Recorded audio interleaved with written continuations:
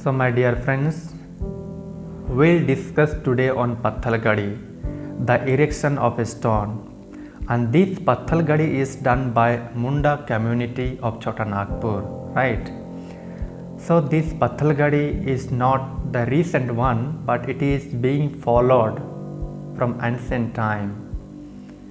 So, before talking about the pathal gari, let us try to know about the mundas. Who are mundas and what does it mean? Munda means, we can understand it in the language of Mundari, Munuren Horoko. Munuren Horoko, it means the original settlers, those who entered first time the land of Chota Nagpur, the original people who cut the trees and made the land of cultivation. So this is the meaning of Munda, right? The original settlers, the aboriginal people who entered first time in the land of Chota Nagpur. This is the meaning of Munda. We know Mundas, they entered long years ago in the land of Chota Nagpur because these Mundas were persecuted by the Aryans, and therefore Munda people, they entered in the land of Chota Nagpur in long years ago. At that time, this entire Chota Nagpur that we see in present right now, it was dense forest. Whole land was covered with forest. So at that time, in order to save their life, they entered in this dense forest. They didn't have any place to secure their life. Finally, they entered in the land of Chota Nagpur and they settled down.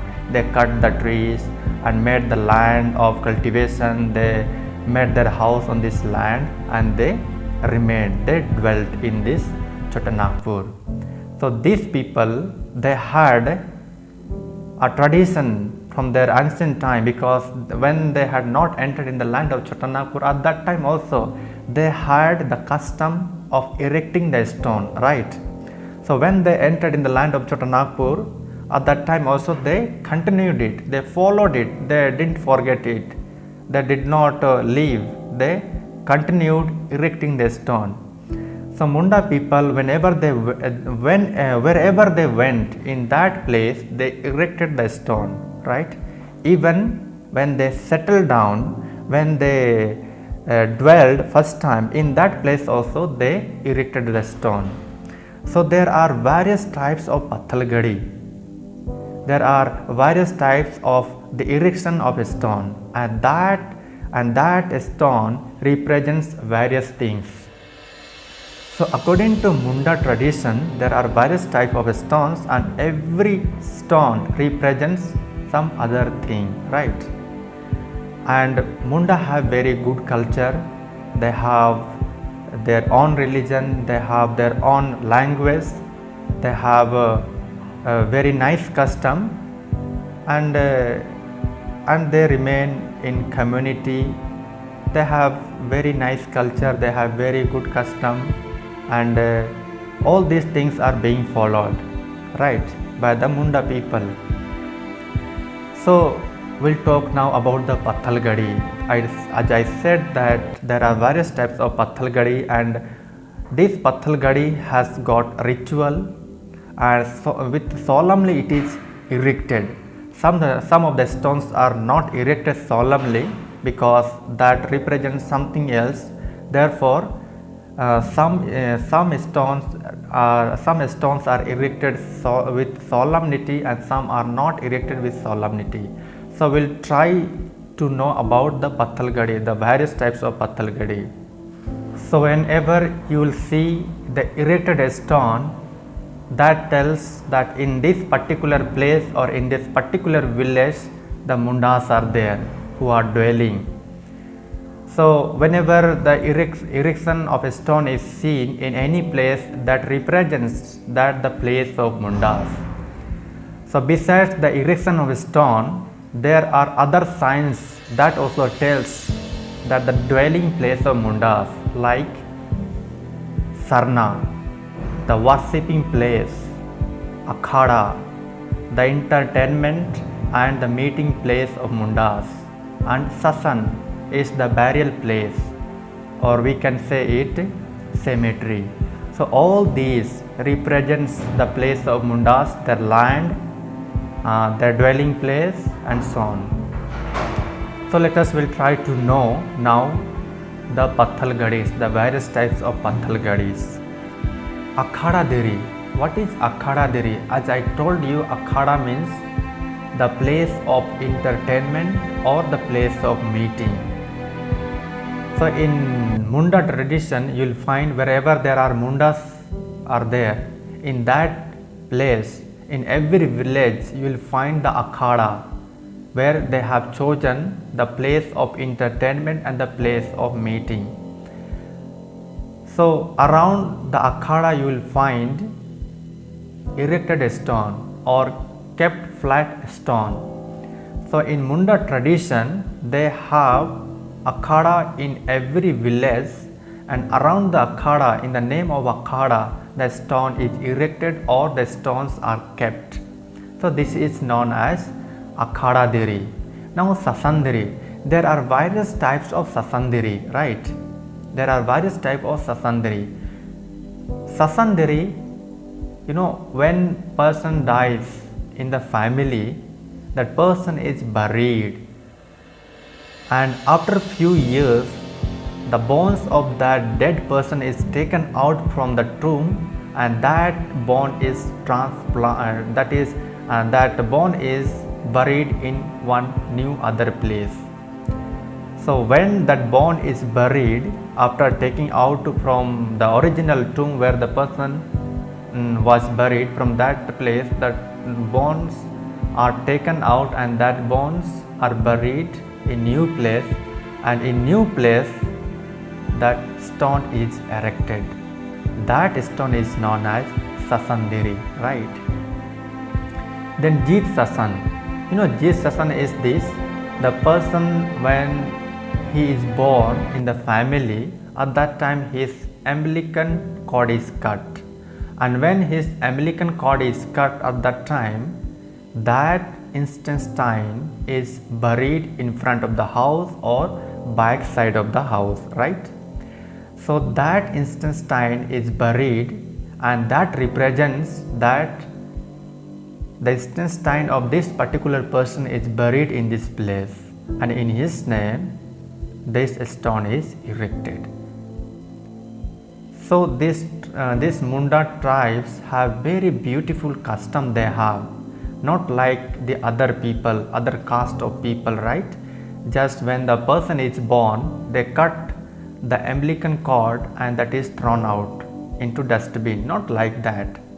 They have very good custom, they have very good rituals, that when the person is born, his umbilical cord is cut and that is buried, the intestine is buried, and in that place the stone is erected, so that when the person grows, he will come to know that his intestine is buried in this particular place, right? And gona idiri, it means the person when he dies, he is buried in the cemetery, and when he is buried in the cemetery, on the direction of his head the stone is erected, the stone is put. So that is gona idiri. Near sasan. Now what is this near sasan? In Munda tradition, those who have got the natural death, they are considered as good death, and those who did not get natural death, that means those who got unnatural death, they are not considered as good death, right? So near sasan is related to the natural death. Those people who got the natural death died peacefully, in their names the stones are erected, right? So this is called near sasan, and when the stones are erected in the name of that particular person on whose name that stone is erected, about his birth and death is engraved in that stone, that is called near sasan. Now sotara sasan. Now what is Sottara Sasan? Just I told you, Sottara Sasan, the people who lived, but these people, they broke the laws and the custom of the Munda tradition. So when they die, though they die peacefully, but they broke the law of the Mundas, and therefore these people are excommunicated from the society. So those who are excommunicated from the society, in the name of these people, such type of stone is erected, and that is Sottara Sasan. For example, those who marry but their title remains the same. So this type of people are excommunicated from the society, they are thrown out from the society, and in their name the stone is erected. And this type of stones are not erected with solemnity, just that represents the sign of these people, that these people they got married of the same surname, and therefore that is not allowed in the Munda tradition, Munda custom, and therefore these people are excommunicated. So when these people are excommunicated and when they die, so in their name the stone is erected, and these stones are not mingled the stone where their ancestors when their ancestors stones are erected. So these people are the excommunicated one, and therefore their stones are erected in other place. The stone is not mingled the place where their ancestors stone is erected, right? So this type of stone is known as Sottara Sasan. Umbul Sasan. Now what is Umbul Sasan?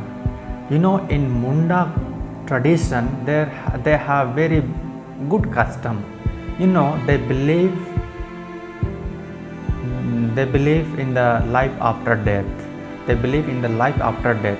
When person dies, the soul continues to exist, and therefore for them soul does not die.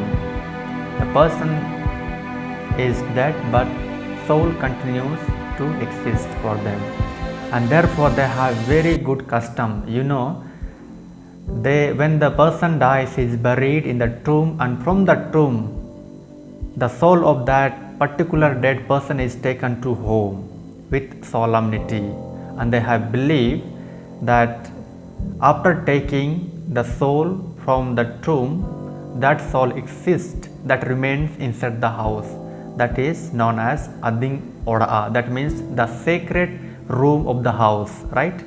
In Munda tradition they have one sacred room where the ancestors soul are existing, they are remaining in that sacred room of the house.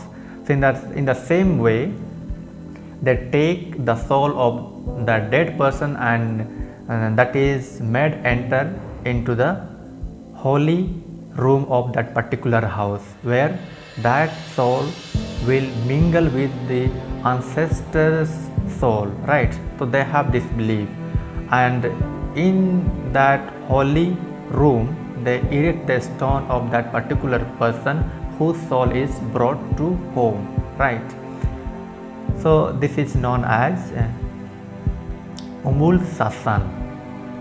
Now Horadiri. What is Horadiri? Horadiri is the stone which is erected beside the road. And in Munda tradition, whenever Munda went and they cut the trees and they made the dwelling place for themselves, and by erecting the stone they told the people that this village is ours, right?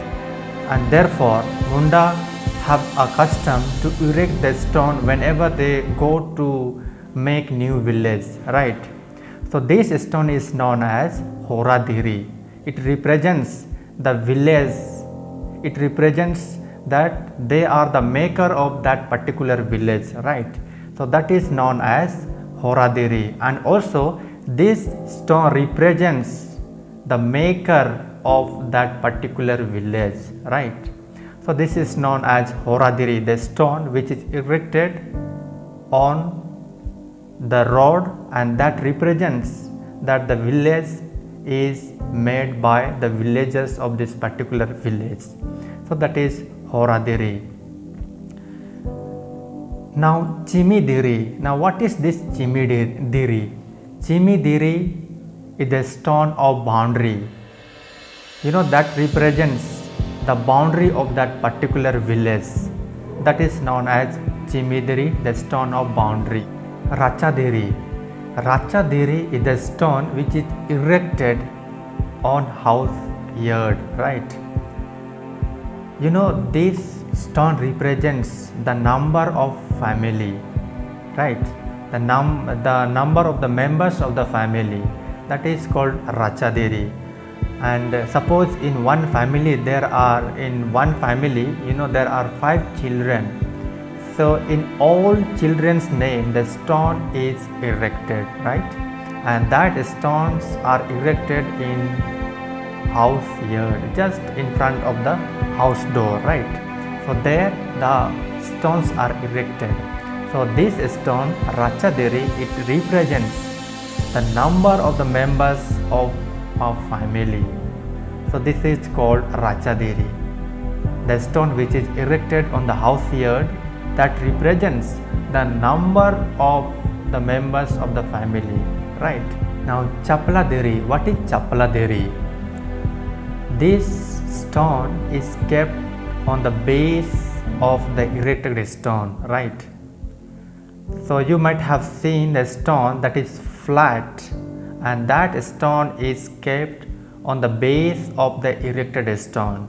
So this stone is known as Chapaladiri, or in Mundari this type of stone is known as Gandudiri, right?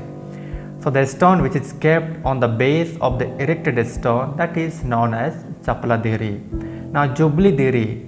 This Jubilee Diri you will find in missionaries station. In mission station you will find this type of stone, because this type of stone is erected in the occasion of Jubilee. Suppose the mission has completed 100 years. So in the name of 100 years, for the commemoration of 100 years, the stone is erected. So this type of stone is known as Jubilee stone, right? Padhadiri. Now let us understand this Padhadiri. What is Padhadiri? And this is very, very important, right? Because in the name of this Padhadiri, we had seen in the Jharkhand there were a lot of disputes and arguments and chaos, and people, they protested against it, especially the government was not happy with this stone, right? And therefore the people were banned to erect the stone. So let us try to understand this Padhadiri. What is Padhadiri? Padhadiri, in the year 1996, on 24th of December, the Indian government had implemented the rules, that is what we call Panchayati Raj system, right? So in the name of Panchayati Raj system, this stone is erected, and this stone is erected because in order to develop the tribal society, right? And therefore the President of India has signed on it. So in erecting the stone, the erecting of Padha stone, Padhadiri, there is no mistake. It is lawful according to the law of Indian government. In the year 1996, on 24th of December, this was implemented, right? And therefore, since this rule has allowed the tribals to erect the stone, and in this stone the rights of the tribals is engraved, that tells that they have some right to settle the argument of the village and to develop the tribal conditions, right? And therefore, since when the tribals of Jharkhand, when they were telling the government that according to this law we have some right and therefore we are using our right, but the people had made it more complicated. The government was against this role, right? The government was against this stone, and therefore in many places many stones were fallen down, many were banned to erect such kind of a stone. So this is not any mistake, because the rules tells us to erect this stone, right? And there is no mistake in erecting the padha diri. There is no mistake in erecting the padha stone, and therefore this stone tells that the tribals have some right. They have the right to rectify the tribal society, to rectify or to settle the arguments of the village. So this is padha stone, padha diri. Mago diri. What is mago diri? As I told you before, mago, it means those who belong to same clan and they marry, right? This is called mago. Though suppose boy and girl belonging to same totem system, belonging to same surname, they are known as mago, because in Munda tradition, they are not allowed to marry those who are having the same title. They cannot marry with the same title, boy or girl, and therefore if they broke the rule of the Munda tradition, they are excommunicated, they are boycotted from the society, and therefore when they die, in their name the stone is erected, and such type of stone is known as mago diri. Now let us try to understand some of the stones that is used by Munde community, like Sehel diri, Gudgu diri, right? Sehel diri, this stone that is used in the Munda community in order to separate the grain and chaff. In other words, we can know it as dhenki. They call it in Mundari dhenki, right? In present way, in present scenario, we can know it as mill machine. Today mill machine has taken place of it, and therefore Sehel diri or dhenki is not found. You will find it rarely, but almost it is going to get over. Now Gudgu diri, this stone is also used by the tribal community, right? In every house you will find this Gudgu diri. This stone is used to grind the spice, right? To grind anything. Especially they use it to grind the spice, and therefore this stone is known as Gudgu diri or Gudgu stone. So my dear brothers, these are the pathal gari. So these are the stones that is used by Munda community, right? So I hope that you understood about the pathal gari, what is pathal gari and how many types of pathal garis are there. I hope you understood. Thank you very much for watching this video.